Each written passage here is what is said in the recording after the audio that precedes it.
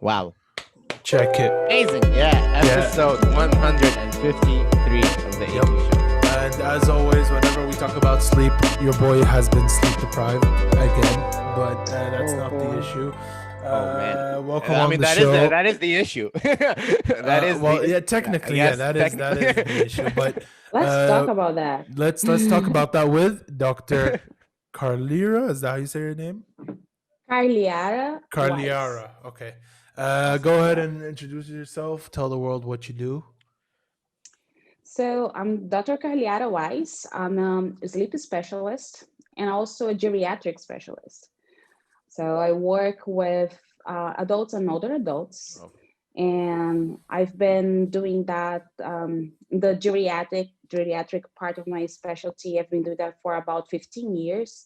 And most recently, started looking at sleep disorders and how we can improve health and wellness by changing the way that we sleep and identifying sleep disorders that are more associated with aging well or not aging so well. Oh, So okay. how can we predict if you're gonna be a healthy 80-year-old or you're gonna be the 80-year-old that has dementia, and how can intervene for that? And sleep and so wait, so it's like the way you sleep can affect how your health is when you're 80? Absolutely. We can have very good insights from somebody that has sleep deprivation, for example, how that person's gonna be as an 80-year-old. How would I be as an 80-year-old if I continued on this track? Well, very likely to have dementia.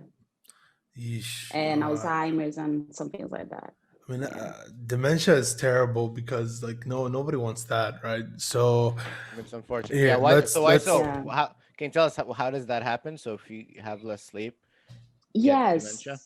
So less sleep, put in a general way, you can say that if you don't have the amount of hours that are expected for your age group, you are at risk to develop some disorders, not just dementia, more likely to have cardiovascular disease, more likely to have metabolic diseases like diabetes, for example.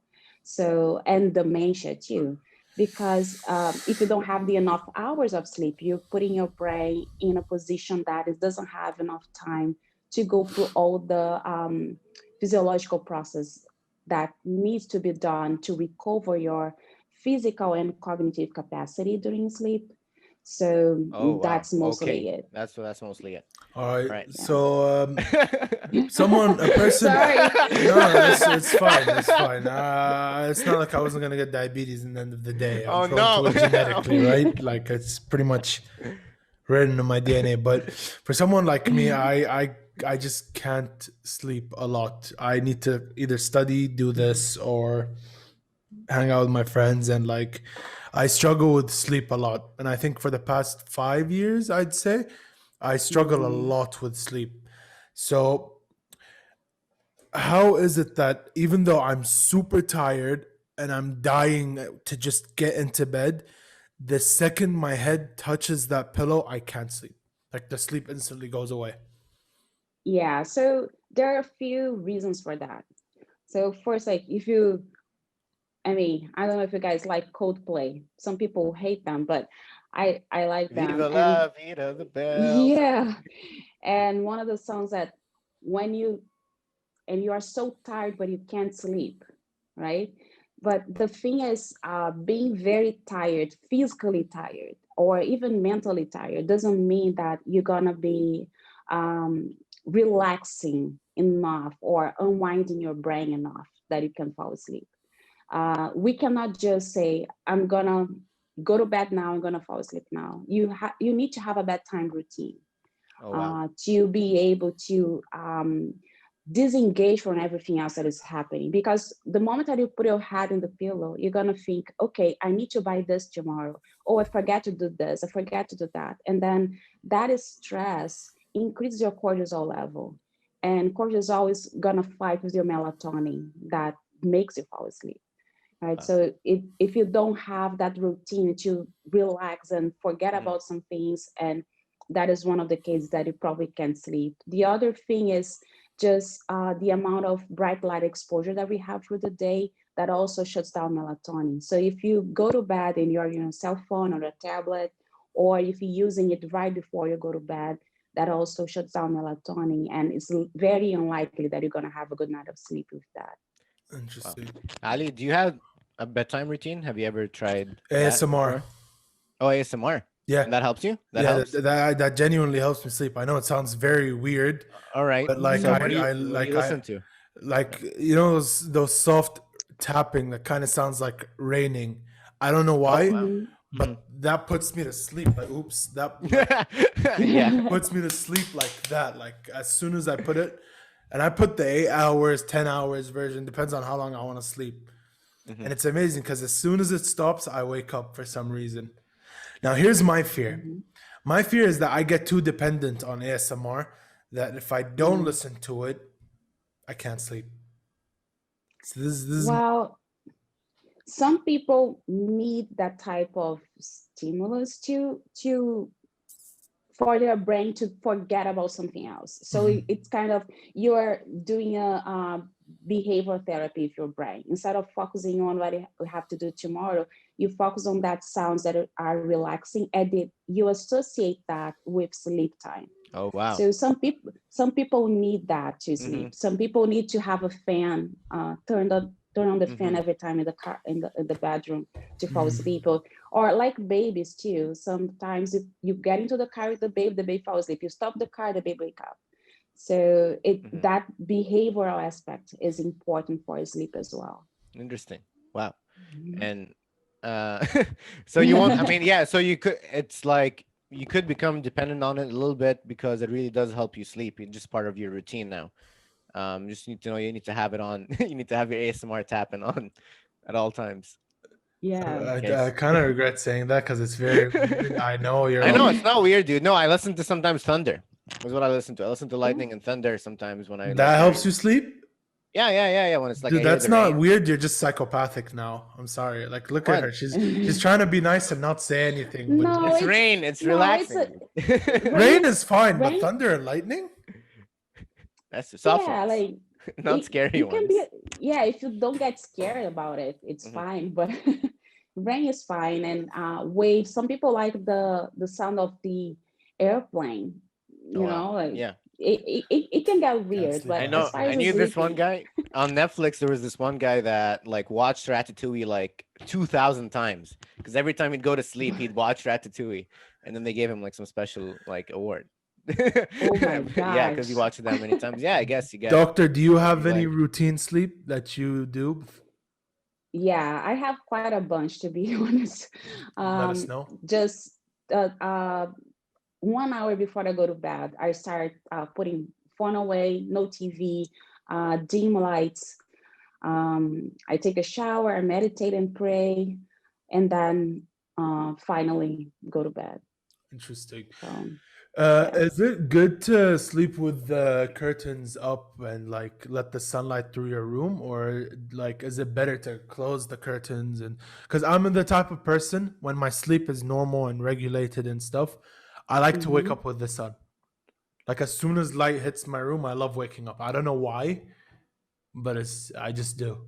What? Yeah. Why? I wonder. Me too. So yeah, so that's related to your circadian rhythm. So Mm, circadian rhythm is the 24-hour cycle, about 24-hour cycle that we have, and it's always associated with light and melatonin as well. So when we have exposure to light, we have a specific sensitive cells in our retina that communicate that to a biological clock that we have in the brain that tells what time of the day it is to the rest of our brain in our body. So when we have light in the morning, just like you said, like the sun is shining, even though we have our eyes closed when we're sleeping, we are able to collect that information from the environment, and that suppresses melatonin, tells your brain that it's time to wake up, and you wake up naturally. So it's okay to have that, to have the blinds open. The only problem with that is that if you don't have enough darkness in your room during the night, you may not sleep as well, because any light outside can mimic the effect of the Oh sunrise, wow. right? So I see. then it's gonna Yeah. make you wake up several times during the night. Sends Mm, mixed signals basically to the brain, like mm, I Yeah, think yeah. it's exactly. daytime, but I'm not sure. You want to check, and you just wake up and you're like, You Yeah. wake up and it's 2 a.m. I'm like, it's 2 a.m. okay, it Yeah, was just my TV was yeah, on. So yeah. There's another case I've struggled with during, especially during exam period, where it's like I can only sleep for 2 hours, 3 hours. I wake up, but then I go back to sleep, and then I wake up again, and it's a cycle, and it happens like throughout the night. So what's going on there? those are associated with stress. So if you Mm. have a deadline or an exam or something that is going on, that you get worried about, that you get anxious about it, that it stays in your brain, right? So even if you are sleeping, what happens during the sleep, during the different stages of sleep, is that we recall the information from that day. So the brain has the opportunity to go through all the information we learned that day and decide what is going to keep or toss. So putting all those different boxes for you to retrieve when you have the opportunity to. But if you have a deadline that is the next day or in the next few days, that information is going to be in the important box that is going to be open all the time, right? So that makes you wake up in the middle of the night because the stress is so high that you're so anxious about it. And also your brain makes sure that you're not going to forget about it the next day. And that affects the sleep. Oh wow. Oh. So okay. So that's a lot to take in. So there's a lot to take in because this is Yeah. important information. I know how important sleep is for the body, for the mind, for the Mm. mentality. It's just Yes. like for the sanity as well. Have you So seen it with like people like once they figure out their sleep, do they change like their personalities? Absolutely. Hmm. So we have a program for cognitive behavioral therapy that is an sleep education. We teach people about sleep. Um, we teach them what affects sleep and how they can improve their behaviors, and then with that, improve the sleep quality. And we have very interesting situations. For Yeah. example, one older patient. She was very cranky, grumpy, don't want to talk much, and I had to go to her house to bring research equipment to make an assessment for her and everything, and I have to return after a week after giving all this information to her. And when I came back, I was knocking the door, calling, and nothing. I said, "Oh my gosh, she died. She something bad happened, right?" And she opens the door, smiling, happy. "Hi, how's it going? I'm sleeping so well." I'm like, wow, this things work.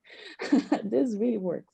I mean, Um, I had other situations too with younger patients in the early 40s, late 30s, that they have women with PMS, right? Oh wow. Very Hmm. strong mood swings and everything. Hmm. Once we learn how to manage that through the different stages of the cycle during the month too, and changing and adapting her behavior for sleep, her mood increased so much that her husband said, like, "Wow, whatever you're Yeah. doing, keep doing." keep doing it. Keep doing it because it's working.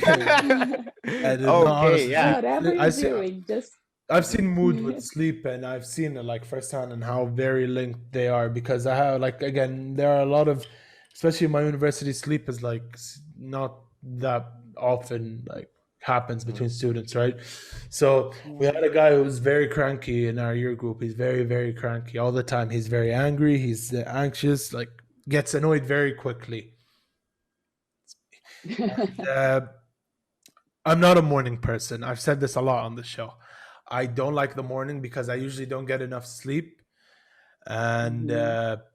my mood is trash. So one time I had a person from my year group come over my house, but on the weekends. He was just like, wow, you're a different person. You smile. I was like, yeah, it's because, I got my 15 hours of like good sleep. 15 hours. Yeah. All So right. here's what I want to talk about: oversleeping. Oversleeping. Yeah. Sounds Mm, good. I'm a person who likes to sleep. No one here okay. doesn't like to sleep, right? Mm-hmm. But I do it over. So I like my record of sleep is about 17 hours. Oh wow, that's so Oh long, my dude. God. Because I I've. stayed up for 2 days straight. Mm-hmm. So I slept 17 hours, right? I have a That's, friend who can sleep through a whole day, just gets up to either use the toilet or drink water. That's it. And goes right back to sleep. hmm. So How? But how? I don't know how Yeah. he does it. But for me, it's because I'm So, super tired. So it's like Mm-hmm. 17 hours is yeah. nothing. So, two things with that. Like, first, that you regularly don't have the enough hours that you need for sleep. That you're just saying that you sleep 4 hours, right? And that's definitely problematic. That in a long term is problematic, right? We said about all the consequences of that. So I'm not surprised that you get to a point that you probably need 17 hours of sleep, but that it shouldn't be your normal life. You try to sleep 7 to 8 hours during the week, so you don't have to go for 17 hours of sleep in one day. We may think that we recover the hours that you missed before. So the science on that is relatively new, and there one group of scientists that say that you can catch up on sleep if you do that 17 hours after sleeping only four for a couple of days. And there is another group of scientists that say that you cannot recover sleep. Oh wow. All you're recovering on that is Mhm. just the exhaustion that your body have.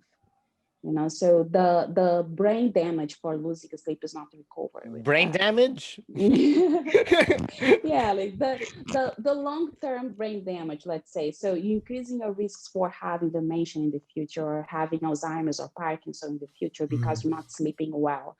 So you recover for the physical problems that you have, the exhaustion that you have, but there is not clear scientific evidence saying that you can recover You from can the recover it. neurological damage from that. Okay. So I want to know, is like sleep the same for everyone? Should get the same amount of hours, like whatever, 6 to 7 to 8 hours, or is it different for each person? It's different for each person, and it's Hmm. different for the age group as well. So babies need 14 to 17 hours of sleep. Wow. That's a lot of sleep. but adults need 7 to 8 hours, and then older adults are 6 to 7 hours. Hmm. But if we do an individual evaluation, this is the general, right? But if you do individual evaluation, some people need a little more, a little less.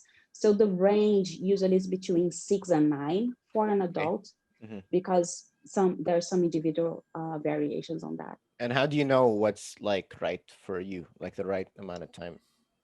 So we go with the general information, that's 7 to 8, Hmm. but the best way is just having a 2-week evaluation that we call doing a sleep diary. And we bring that to a sleep specialist to analyze.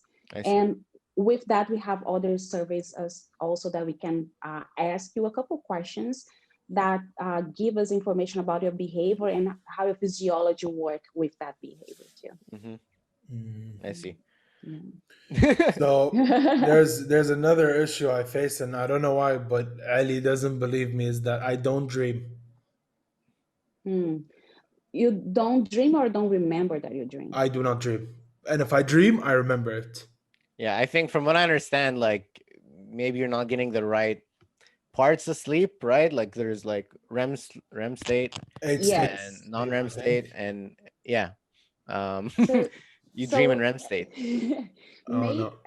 Maybe I not. think that you probably don't remember your dream, Okay. or you don't. The only way I can tell that you're not dreaming, if I do an EEG, like you bring you to a sleep lab and put some electrodes in your brain, I in see. your head, You can. and then you can collect that information. Other than that, it's hard to tell. if you're Okay, that's sleeping or fair. not by just your, But if because you may not the remember that. if the EEGs tell you that I don't dream, what does that mean? Oh man, don't that it's a whole set of different issues because dreaming is not dreaming is important as recalling information from the day and retrieving long-term memory, short-term memory, but also if you're not doing that, how can we ensure that you're recovering all that type of memory consolidation? You know, so then it's a It's, different set of problems. so it's for memory. I see Well, dreams are Yeah. related to memorizing the day, Yes. remembering okay. the day. So short-term memory, long-term memory, they are also associated with dreaming, and also all the emotional aspects of our being as well. So psychological stress and post-traumatic disorders or Mhm. traumas, everything, they can be associated with dreaming as well. All right. Dream, I what's was happening gonna in dreaming? Yeah, what's yeah. happening in dreaming? I just want to dive deeper into dreaming. What is dreaming? Like, what am I Yeah. seeing? Why do we dream? Hmm. Oh man, I think that's the $1 million question. You Oh know, wow. there's so much research out there try to explain why we dream. Hmm. As I said, some body of evidence saying that it's for memory consolidation, right? Hmm. But then it comes the question: so if the person does not remember the dreaming, is that affecting memory consolidation or not? And then the more psychological analysis with recalling the dream and trying to consolidate that dream with some aspect of emotional Hmm. experience that we're going through. Hmm. But there is not a No. totally clear answer yet on Okay. why we I dream. see. The million Well, dollar question. speaking of, Yeah. if that was $1 million question, I must be a billionaire because we're about to do Oh. 15 sleep myths. We want to know if they're myths or fact, right? So here's what I'll do. I'll Mhm. read the statement, and I want you to either Okay. say myth or fact, right? Okay. Sounds good. Let's do it. The first one says, it doesn't matter what time of day you sleep as long as you get your 8 hours per 24. That's a myth. That's a myth, right? Yeah. Okay, fair. Yeah. So it's preferred to sleep at what time of the night? It's the best is to sleep at night. So when it's dark outside, that's the time that you should be sleeping. All right. That's the best Mhm. for us as humans because we are diurnal animals. So if you We're have a what? mice, we are Yes. diurnal animals. If we have a Okay. mice, the mice Hmm. it's gonna be awake at night and sleeping Nocturnal. during the day because they're Hmm. nocturnal animals. Fair. So for us, the time of the day that we're sleeping matters, makes a Okay. difference. Myth number 2 says hitting snooze is better than getting up right away. Absolutely myth. Wow. You should Okay. never hit the snooze. Oh, So never you hit the snooze button. so Wait, you you heard gotta it Never. wake here. up. Why? Yeah. Wait. Why? Mhm. So I hit the snooze button sometimes. Oh, where'd you We go? lost her. Where'd you go? Oops. You All snooze, right. you lose. 3, 2, 1. Myth number 3 says your brain adapts so that it can function just as well on less sleep. hmm, out that's a myth too. So That's yeah, I She guess. knows it. She knows the facts. Okay. This yeah, the brain can adapt. I'll give it Mhm. that. Like the brain, it is a The brain half is myth. flexible. The Yes. brain is Mhm. flexible. The brain can adapt if you don't have enough sleep. So think about mothers with newborn babies. They'll be sleep Mhm. deprived for a long time. So their brain can adapt, Okay. but Oh, it yeah, should but be a not for long term. temporary. Mhm. Yeah, it should be a temporary thing. So if you I have see.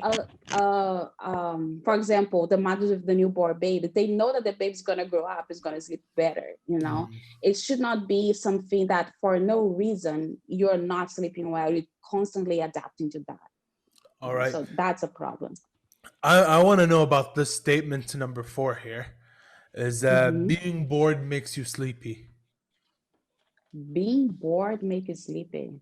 Mm, interesting. Um, Let me think here. Well, I guess yes. I guess being bored makes you sleepy. If you're not paying attention to something or not engaged in something, not using your brain for something exciting, you Mm, probably can get sleepy. Oh interesting. wow. That So I never imagined. I Yeah, cannot because I cannot it's think hard. about Yeah, one specific scientific reason for that. I'm just kind of sure. going with the pop culture. I don't know. Maybe it's because it All right, sounds slows good. down the speed that your brain is going at in a normal pace, but because you're so bored, everything is so slow, and you're just like, Yeah. I'm sleeping. I don't know. Maybe I'm just like I Yeah, came We up have with that on different the brain yeah, spot. states, right? If you're more relaxed, you're in a different like brain state than when you're in like full focus, right? If you're like yeah, yeah. like If you meditation have and full stuff focus puts you on in a different something, state than mhm. yes, meditation is very interesting because it's definitely a different stage, but it's not a sleep stage. Mm. Oh, okay. If you have Hmm. again like a EEG for that, Hmm. it's not a sleep stage.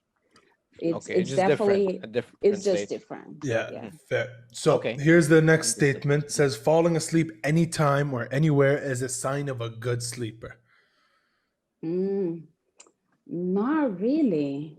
So Yeah, myth. because yeah, that's a Myth. myth. I'm like that. I can like wherever I want, I can just fall asleep. Honestly, I'm good I'm at not it. like that at all. There are At places I any cannot time, and sleep. I get yeah. I can't sleep on Yeah, so planes. I can't sleep on like cars, but I can kind of sleep on cars, but I can definitely do a good 12 Mhm. hours on a couch, no problem. So let's say if you're driving and you fall asleep, that's a bad thing, right? Yeah. So Oh, falling true. asleep anywhere, any place is not always a good I mean, thing. you took it literally, to be honest. I didn't expect you to go there, but I was thinking more of a like, I can sleep on a Oh, that's plane, good. on the floor, No, on a couch, that's in a that's car. actually one of the questions you have with for a patient coming in. You say, how likely are you falling sleeping when you are in a car, when you are driving the car in the passenger seat, or if you're watching Mhm. TV, or if you're reading a book or cooking? So it's not always a good thing. I Interesting. see. That's All fair. right. That's fair. We'll, That makes we'll do sense. three more. Yep. I think three more and then we'll move on. Uh, Okay. Sounds good. so here, let me look for a good one. Uh, thing is, you answered All all right. of these already. Okay, here's a good one. Uh, one night of sleep deprivation poses enduring health consequences. Yes, that's a fact.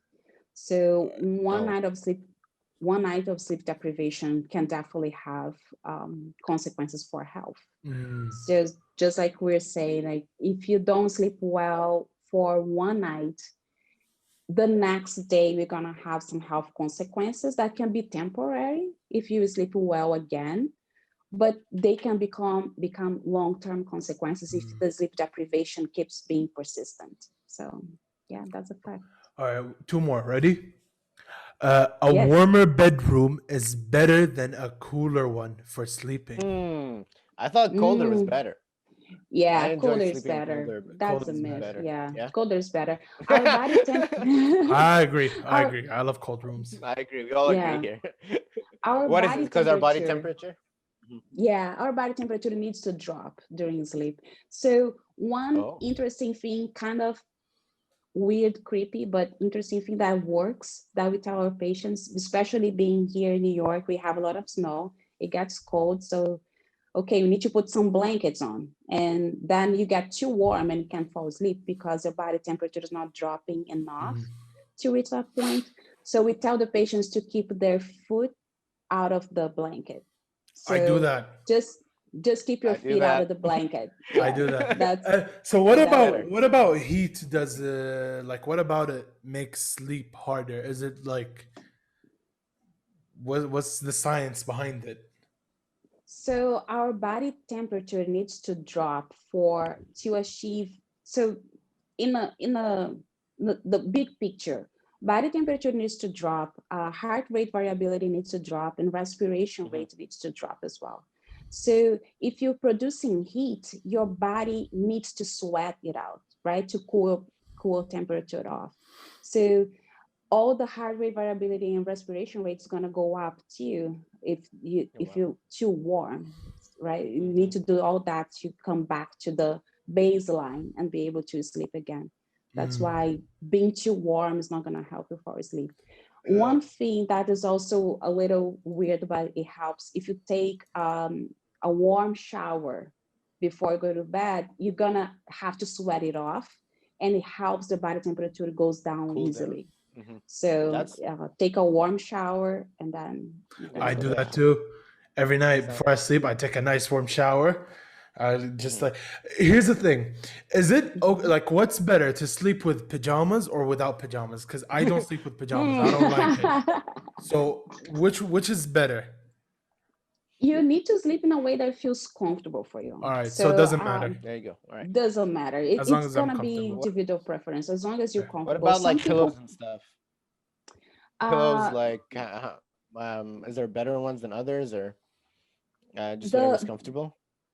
Your body position is to be the most anatomical as possible. So you know the curve that we have from your head to your neck to your shoulders. Cervical. So a pillow that is not too high or too low, that's gonna be affecting your neck during night. Also, in a position, if you want to sleep on your side, make sure that you have a pillow close under your knees, so it doesn't flip your back or just protecting the surface there. So is there a good position to sleep, like, or is it like if you sleep on your back, is it easier, or on your side? I don't know if you know. Like we recommend different positions for different people according to body weight and age and everything. So women, men, body weight, weight and aging. All right. Here, let's do one for me, right? I'm 6'3". I weigh what's 100? You're bigger than the bed, dude. kg. Dude, I literally my feet hang out of my bed like I'm that tall. Oh man! Yes. No wonder why I don't sleep well. 2'6". You need to get a big bed, Ali. No, I don't. I'm broke from buying my newest bed, dude. Leave me alone. Okay, 264 pounds. Right? Oh man. Male, you're obviously. So what's the best position for me to sleep? Do you have back problems? I mean, you asked. Lower back and scapular region a lot. Like my shoulders here, they hurt a lot. I always have to crack them like that, or like when I'm asleep, I put one leg over the other and I just crack my hips and things. I self-chiropract myself, basically. Sometimes it works. All the time it works. If you have problems in your lower back, then how is your mattress? Like, how is your bed? Is that it's a firm mattress? It's I can search it now. It's the Hovag from IKEA. Not sponsored, by the way. The Hovag by IKEA. Yeah, because then we need to start with the mattress and then the pillow and then the position. This is my mattress right here. Let me show you. Okay. Right here. This right here is my mattress. Firm. It's pretty firm. Okay. And like you can see here with the demonstration, it's like it's like that when I sleep. But obviously I'm heavier, so I sink in a little bit more, right? And I'm just saying a little bit to be nice to myself. But yeah, that's my mattress.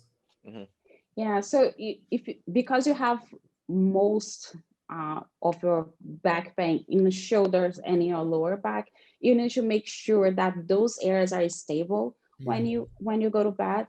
So let's say if you have you can sleep on your back as long as those areas are stable. So probably putting a pillow under your legs or under your feet, just to keep in the same length there. The way I sleep on your side. Yeah, go ahead. I was gonna say the way I sleep is I sleep on my stomach. which I On don't your know if that's stomach? I've good or never bad. slept on my stomach ever, I think. Like I sleep one arm under the Like, pillow. oh, like that? Yeah, I get Mhm. it. Yeah, I feel it. Yeah, Like, not like that's facing. no, not like the plank on my like. Nah, Yeah, no but normal human being sleeps like that, dude. and do you have a I was pillow like, yeah, under? that's what I was. If you I have a have a pillow. pillow. It's pretty. It's like this thick. It's not that thick at all. It's like Okay, okay. it's Yeah, relatively, and it's not firm. It's medium, not firm but not soft. not soft. Yeah. Okay, yeah. Sleeping on your stomach is fine. Just make sure that because you sleep in your stomach, usually your thorax is gonna be a little higher than your lower back. So Mm. make sure that you have support for your lower back to be in the same level. Otherwise, your pain in your lower back is gonna be increased by that position. What about if I sleep on my side? If you sleep on your side, put your pillow between your legs, close to your knees, Uh and huh. make sure that your neck is aligned. And that would be, I think that would be the best because you're taller and you have the lower back pain. You're gonna make that back pain aligned and have the shoulders aligned. That would be Interesting. probably the best option for you. All Interesting. right, fair. There you go. That's how Fair. tall fat people should sleep. You heard it Yeah, here it sounds first. good. All Right? right. That's And pretty so cool. sometimes when I go to bed, Yeah. I think we lagged yeah. out for him. Sometimes, Oh, yeah. there we go. Sometimes when I go to bed, it's like I keep sometimes changing positions. I'm like, I can't Mhm. find the right spot. Should I just commit to one spot and go to bed, or do I or like Keep looking. keep looking for? Keep I don't well, know. if you keep looking just to feel comfortable, it's Mhm. fine. If you keep Okay, looking because you are in pain, then we can adjust that. It's a I see. different story. Okay, What if I different keep story. looking because I'm bored and I want to try something new? I Fair. sometimes do that. Like I know it sounds funny, but like I I really do slept in that. this one for like a couple Yeah. hours. Now I need to switch. Not for a Switch it couple. up. Yeah. I'm like, okay, every night I do the same position. What if I try something like? What if I discover this new weird position that Help you helps me sleep. go like that? That You know, works. Hmm. I'm just like, Yeah, oh, let's sometimes that try works. this. Oh, this is comfortable, but nah, and then I just like change around. It's pretty fun. Not gonna Uh, lie. Yeah. I wanted to ask you, going back to something you said earlier about vampire sleep. So when you're sleeping during the day and you're awake at night, what happens to your body? So that's thinking about the physiology that goes behind sleep, right? Because we know, as I was saying to you, that we have a biological clock inside of the brain that tells what time of the day it is Mhm. to our brain and to the rest of our body. So Mhm. literally every cell in our body responds to this biological clock. And so every cell, every part of our body, so like the lungs, the liver, everything. And this biological clock also tells what should be working at each time. So during the day, we're expected to be digesting food. We're Okay. expecting to be producing certain hormones at a certain times of the day. Hmm. So if you start sleeping during the day and being awake during night, that's going to get messed up because you're not going to be using the bodily functions at the time that you're supposed to be used for. So like your Now, digestion becomes worse, and or what? yes, because Metabolism, or what is the it? metabolism becomes a little slower, Hmm. more likely to have diabetes too, more likely to have indigestion, or just the gut bacteria are not ready for receiving food at that time that you're putting the food there, you know. So, but then we have people that work shift works, right? Yeah. So are they deemed to be sick for the rest of their life? So there are some behavioral adjustments that we can do to help those people that need to work at night At shifts night. Hmm. and having a better life. But many studies shows that even with those adjustments, if we're not careful and paying closely attention to make those changes for them, they're more likely to have diabetes, dementia, and cancer. Wow. What kind? Yeah. What kind of cancer? How does this relate to cancer? Um, Hmm. for men, prostate cancer, and for women, breast and ovarian cancer. And what is interesting is that the same the neurofeedback for hormone productions for female and for male production of hormone is somewhat related to what we see for melatonin. So if you are awake, you're producing you are producing those hormones in a feedback loop. But then when you're sleeping, that should be decreasing. But if you awake during the night or have light exposure during the night, you shut down melatonin that. So your body doesn't know exactly what it needs to be doing that. So it's an overstimulation in a time that is not supposed to. So Wow. it messes up with the system. I It see. mess up with your hormones also then, Yeah. right? Like your Yes. actual wow. Yeah. All right. Okay. Let's do this one more question, right? All right. I I'm have scaring you guys. no, it's cool. I like Told us this the truth topic. of it. Yeah, Yeah, exactly. like I love the topic of sleep mainly because I love sleep, right? I am scared of using sleeping pills, the like Panadol night and things like that. Is that because I like from what I studied, you increase the receptor and like You can it become makes like dependent. if it's not that you can become dependent only, is that when you run out, it's harder to sleep because your brain needs to push out even more hormones to cover the receptor so that you can hit the road jack, right? So Yeah. like the thing is, my friends don't believe me when I tell them it's not good to use it, and they are like they use it every time they can't sleep, just and they sleep, right? So coming from a sleep doctor, what is your stance on things like Panadol night, NyQuil, and all these different sleeping or sleep-inducing drugs?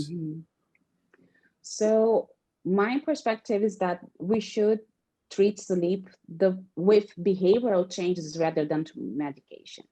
The most that we can do without pharmacological interventions, the better, because definitely you can have that effect that you're gonna reach a place that you kind of need more and more medication to achieve that sleep that you want to achieve. So definitely behavioral changes and non-pharmacological interventions are better than taking a pill for sleep. Some situations, as one example is people that do shift to work, for example, or some people that are going through a very deep, profound stage of stress in their life. For those people, we're definitely gonna prescribe a sleeping medication. Sometimes it's gonna be an over-the-counter medication that can just go there and buy something, or sometimes they're gonna need something stronger than that. But it should be a temporary fix rather than be dependent on that for sleeping. Well, you guys heard it here first. Yeah. Wow, that's very Well, interesting. yeah, that's We very like interesting. it's good to see the contrast of sleep with because we'll send you this episode. It's a very good episode. It's we did it with a sleep. What was he? He's this guy Sleep sleeps. expert. Alex Shannon. Yeah, Alex Shannon. Episode's out right now. Yeah, the Yeah. episode's out right now. This guy goes around and he sleeps like for Instagram. He's a sleep influencer. I saw this guy on Instagram. I was Yeah, like, oh man, Yeah, he sleeps for a living. yeah, He pretty just- much. And like it's good to see the contrast of like what he says matches with what you're saying. So then like observatory fact is matching with the science, and it's amazing to see because sleep is important, and I think people have underestimated the power of sleep for many years now, and it's starting to get annoying. So started to get annoying. yeah, because it's like I'll tell you People what, have started to forget the power. dude. My dad called me the other day. He's like, "You should be sleeping for 6 hours." I'm just like, "No, not really." He's like, "No, you sleep at 12, you wake up at 6, and you start your day." I'm just like, "Sure, right?" And I won't listen because it's thousands of miles away. But like, it's weird that people are now sleeping less just to do more during the day, and people are slowly forgetting that the right amount of sleep can help you do more than if you stay up for 24 hours, right? Exactly. And it's important. It's very important. So there's some just because we're saying something about Instagram, there's some Instagram accounts that some patients see that and send to me and say that miracle morning, just wake up at 5 a.m. go to bed at midnight, you wake up at 5 a.m. and gonna get so much done. And I say, wow, if you're not a morning person, that's not gonna work for you. Mhm. If you have insomnia, that is not gonna work for you either. Mm. You know, so it's really, people underestimate how powerful sleep is, and they mess around with it and end up having poor health outcomes because of that. Yeah. So the answer isn't to sleep more; it's to sleep right, sleep tight, It's sleep right, sleep better. Good and night. don't let the bed bugs bite. Right? That's pretty Don't much let the it. bugs So, if you guys reached this far into the episode, please do Thank you for subscribe. watching the show, please. Thank you for watching. Please subscribe. Do you know that 75% of people watching aren't Watching this subscribed? episode don't just- aren't subscribed. Yeah, Just press the button. Easy. It's very There you easy. go. How important to sleep is subscribing to the show. Well, you're gonna get that out of your mind. You're gonna sleep better. There you go. Yeah. See? Very important. You heard it here Yeah, first yeah. from the doctor herself. So, Better. is there anything you'd like to shout out or let the world know? I like to shout out that stop using your phone so much. You know, just we know that we live around our phones, our tablets, laptop. We need that for work. I use that a lot for work, but I know how harmful it is for my health. So at least 1 hour before going to bed, put that phone away. Try to do something else that you don't need your phone for. Just that alone is going to have a huge impact on sleep, because increases the normal, natural, traditional production of melatonin. So if you can do that for yourself, just change that behavior. It's going to be the first step that you're going to do to sleep better. Very well said. You heard it here first. Thank you for watching. Thank you for watching. Make so sure to share this video also, share right? this. If you learned something, share it. More people get better sleep. Let the world know. Yeah. Sounds This is good. usually how we sign out. Salute to cover the camp and peace. Peace. I think I did something. I mean, you're literally doing the makeup anyways, so just talk That's to true. them what you're doing. The best approach is doing what me and this guy did. He basically we started filming and we let the rest be history. Basically, don't think about it too much. Just do it. I mean, you're doing How it long have you guys been doing this? Like 159 days. Yeah. I thought you were gonna say years. I'm like, are you an elf? Oh, how are you now? Oh, come on, you're just being nice now. No, I'm human. About you. Are you? I mean, are we humans? Right? Or are we dancing? Or are we dancers? There you go. Yeah. Oh! There you go. I set that up pretty.